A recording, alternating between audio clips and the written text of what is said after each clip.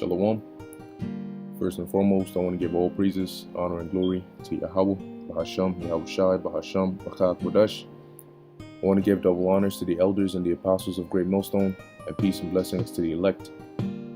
All right, this video is going to be, dealing with, a statement that the apostle Aramlab had made during this video. I was watching this video, yesterday, okay, and basically he mentioned in there concerning the UFOs, and the chariot sightings, and dealing with these elites, okay, that, there is a chance that they could, all right, not saying that this is gonna happen, all right, but don't be surprised if it is, where they could, set up a fake, alien invasion, a fake return of the Lord kind of situation. All right, and when you read, which I have here, things like Project Bluebeam and so on and so forth, they actually have the capability to do such a thing. Okay, so, this lesson is going to be going into don't be deceived, all right, by false prophecy because of excitement. Okay, now, what do I mean by that? Well, we're in the year of the hastening of the coming of the day of Yahweh Ba'ashem Yahushai. All right, and we're constantly, waiting for these prophecies to come to pass, especially, these last few prophecies, so basically any news relating to them, we get excited, to see what it's about. But within that excitement, all right, we have to always remember, okay, the truth of the order of prophecy, remember how prophecy has been written to happen. And sometimes that might be the bitterness of it. For example, if like when the whole pandemic started, we knew, we knew that obviously things were going to change through it, but it was that excitement of, hey, maybe this might be it, Now, you had somebody, let's say you go back in time and you tell yourself then, nah, this ain't going to be it, well, it's going to push things forward, but it's not going to bring on full-on Jacob's trouble within this year. You might, you hearing that then, it might not sound too sweet because we want to get out of here, but it doesn't mean that just because it doesn't sound sweet that it's not true. So when dealing with these prophecies, let's say they do set up a fake alien invasion, all right, and they imitate it and mimic it just as, the scriptures say, a giant chariot, and then the other chariots just flying through the skies, like the apostle mentioned, they'll be fighting against them. However, they'll start shooting down, what looks like shooting down chariots and, stopping this invasion and so on and so forth, to try and deceive people, okay, but to also cause a lot of people to fall from the faith, man. Okay. Now, if you are, too excited and you see that, you might forget the fact that, hold on, the Lord isn't coming until the time of the destruction. If Jacob's trouble hasn't happened, if the thing hasn't been made mandatory and, the new way of life, why would the Lord be here? If the missiles aren't flying, because that's how it's written in the scriptures to happen. If you're too excited, you might just get caught up in looking at it so much, that you don't recall back into the scriptures and say, wait, hold on one second. They haven't even launched this digital currency full-fledged yet. Depending on when they decide to, if they do this, all right. But when they do it, you got to remember how the scriptures say it would happen, And at the end of the day, no matter how close or how realistic they make it seem, as the scriptures say, which I'm going to get, they will not deceive the elect. All right. But they can try. So this is the book of Matthew, chapter 24, verse 24. For there shall arise false anointed and false prophets, and shall shew great signs and wonders. Okay. And so much that if it were possible, they shall deceive the very elect. So the reason the elect won't be deceived is because that's impossible. That's the only thing standing in the way.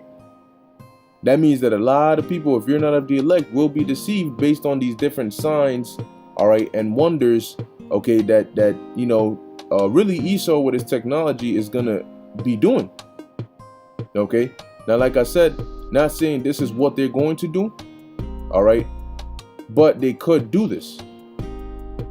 Okay, and as the scriptures say here in the book of 2 Corinthians chapter 2 verse 11, lest Satan should get an advantage of us. If we're deceived by him, he would have gotten an advantage of us. All right, but as it says here, for we are not ignorant of his devices. So what are one of those devices that we're not ignorant of? Project Bluebeam, okay, which is a very advanced technological project, okay, and based on the little snippets and information that we get, we can see that this thing is, it's very advanced, right? But we know they have things like this, and as a matter of fact, I have something here. It's called Serge Monast, all right, which is I believe it was a individual's name, and it goes into, he speaks about the Project Bluebeam, okay, which I read it somewhere. I can't find it exactly. If I find it, well, I'll bring it out again. But it was basically going into how they're able to use manipulation via satellites and other means to where they can concentrate molecules in a particular area to where it creates a feel and a look, all right, as if something is actually there. So you have holograms, which are one thing, but you have a 3D hologram to the point where, or 4D, or however they call it, to where you can smell it, you can touch it, and you can see it. And so it looks almost like it's there, So it's not like something can just phase through it and you're like, oh no, that's a hologram, by the concentration of the molecules in that particular area. And like I said, I forgot where I read it, but I know it was dealing with Project Bluebeam. So now imagine they have this kind of technology. They can make things that aren't actually there look, feel, and seem like they are actually there. Okay? And as a matter of fact, there's actually, let me see if I can find it.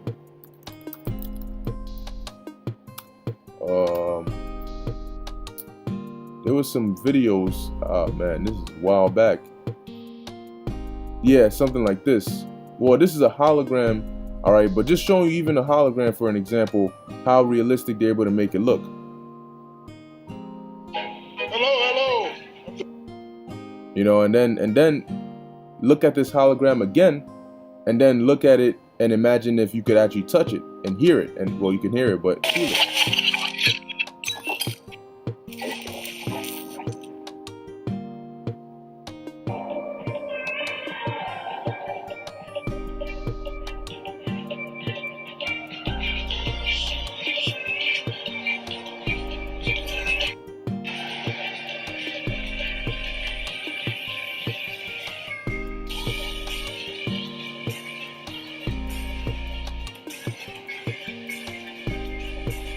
So you see that?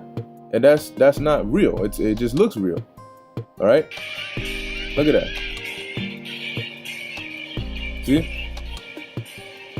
Look. Where they make it look like it's, I'm gonna just turn that audio off. I don't need no copyright. Look at this. See? Now you would think, yo, hold up, there's a whole rhino there, but there's not. And this is all, and I'm gonna, yeah, there we go. Here's another one. And I'll leave the link to this in the description. You can see it if you want to look at it. You got dinosaurs. And then check this out. Look at that. They got the whole gymnasium floor looking like it's water.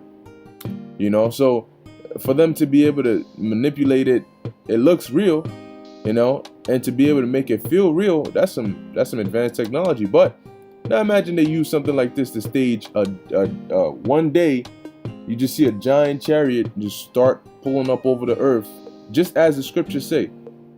What is that going to do? That's going to make people think, oh, whoa, that's the return of the Lord, right? Because it's just like it's said in the scriptures, but now you're seeing it.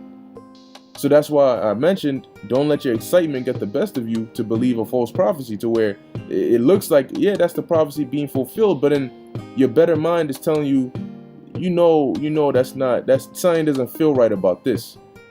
Hey, might hear a voice, might see what it looks like, people going up, whatever the case may be, But let's read this real quick. I'm just gonna go to the main point. All right, and it says here, let's see. In 1994, he published Project Bluebeam (NASA), in which he detailed his claim that NASA, with the help of the United Nations, was attempting to implement a New Age religion with the anti-Messiah as its head and start a new world order via a technologically simulated second coming of the Messiah. Now, what does it say in Revelation 1:7? Did it not say he's coming with the clouds? And do we not constantly teach and go into how the Lord is going to make his second coming? So these devils listening, all right, they could easily, based off of the scriptures and the description we give, look at how they're able to make movies based on like the Yahushai's time period or the book of Exodus and make it look so real. So you think they can't take those descriptions and do a fake attempt as if, this is the return? Because how is the Lord going to return in so-called UFOs? But then make it seem like they defeated it and destroyed it and whatnot, or the chariots came and they retreated, or they didn't do what the scriptures say they would do. To do what? To deceive people. Oh yeah, the Lord is here, but wait, the missiles ain't flying. Oh no, forget it, the Lord is here, that's what matters. And then all of a sudden he retreats. You're like, wait, hold up. It says he also gave talks on this topic. Other conspiracy theorists have noted, and notice they've demonized it. They don't necessarily demonize you, they demonize a label or a term. And that's all they need to do. So that whenever they find it needful, they'll just slap that term over you. And that's all the work they need to do. They'll let the stigma, all right, or the stigma of that term do the work. So what people think about conspiracy theorists, once they slap that on you, they don't need to say anything about you specifically, just that you're a quote unquote conspiracy theorist, and then that's all. That's it. The job is done. People are not going to take you seriously because they have demonized the term or the label conspiracy theorist. So it says the similarity of Project Bluebeam to the plots of Gene Roddenberry's Unleashed 1975 Star Trek movie treatment, The God Thing, and the 1991 Star Trek The Next Generation episode Devil's Due. In 1995, he published his most detailed work, Les Protocoles de Toronto, all right, 666, modeled upon the protocols of the Elders of Zion, which is an actual thing. And when you read it, there's a lot of things in there which these elites basically speak about. Their plans, how long they've been in motion, what particular things they do to achieve these plans, what things they have control over, how they think of people, how they refer to the average individual, how to treat the average individual, how to control the media, all of that. It's in there. All right, you can look that up. It's actually in the book Behold a Pale Horse by William Cooper. It says, wherein he said a Masonic group called 666 had for 20 years been gathering the world's powerful to establish the new world order and control the minds of individuals. Okay, exactly so. All right, so we have to, all right, I'm gonna actually go here. This is the book of Mark, chapter 13, verse 33. It says, take ye heed, watch and pray, for ye know not when the time is. All right, we don't know the exact day and minute and hour the Lord is coming. We know what time period, which is now, but we have to follow what the scriptures say exactly as it says it, because when the scriptures say that it shall come and it shall not lie, prophecy will not lie, meaning the effect that we're supposed to get when these prophecies happen is the same effect we will get. The prophecy won't be overestimated or underestimated. It's just as it's written. Okay? And when it happens, you will know this is the fulfillment of such and such prophecy. Now, there may be steps that lead up to that may seem very close, but you can't, mistaken those preliminary steps to prophecy as the prophecy itself because of excitement to see the prophecy, all right, or for the fulfillment of that prophecy. That's like if the Queen of Sheba, when she saw Solomon's servants, if you automatically assume that's him because you're so excited to see him, the first flyest guy you see, you think that's him. Come to find out that's actually his servant. So we gotta remember in the hastening of the coming of the Lord, all right, to pay attention, to be circumspect, and not to be ignorant of anything small or great, because this devil is very, very capable of doing a lot of these things to deceive. Okay, but if you're in the spirit of Yahweh Ba'Hashem Yahushua, you will not be deceived. It's impossible. Okay, this is the book of Revelation, chapter 13, verse 13. It says, "And he doeth great wonders, so that he maketh fire come down from heaven on the earth in the sight of men." This is speaking about Esau and the beast, all right, which he makes up the beast. Okay, but that's not the only wonder. See, that's a wonder, one of the great wonders that he's able to do. And it's all through his technology. Verse 14, and it says, "And deceiveth them that dwell on the earth by the means of those miracles which he had power to do in the sight of the beast," meaning in the presence of the beast, while this beast system is still here. So they have the power to do these things, to make them look like miracles, to deceive people that are dwelling on the earth. And like I said, I'm not saying this is what they will do, but they have power to do something like this. So in the case that they do try something like this, you have to take caution in your mind, all right, and confide in what the words of the Lord say, not what your eyes are telling you, or what the news is saying, or how believable it may be, or how many people believe in it or believe in it. You got to go with what the scriptures say, all right? What did the Lord say?